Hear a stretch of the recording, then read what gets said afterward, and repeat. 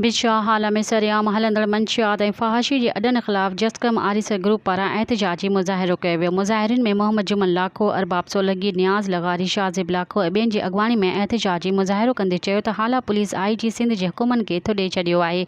हाला शहर तोहड़े पसगिरदाई जे ॻोठनि में मंशियात सरेआम हली रही आहे। शहर अंदरि फ़हाशी जा अॾा पुलिस जी सरपरस्तीअ हेठि हली रहिया आहिनि, मगर पुलिस इंतिज़ामिया उन्हनि जे अॻियां बेवस बणियल आहे। हुननि वज़ीर आला सिंध, IG सिंध, DIG हैदराबाद ऐं ॿियनि आला अख़्तियारनि खां पुरज़ोर मुतालबो कयो त हाला ऐं पसगिरदाई वारे इलाइक़नि में हलंदड़ मंशियात ऐं फ़हाशी जे अॾनि जो नोटिस वठी उन्हनि खे फ़ौरी तौर ते बंदि करायो वञे।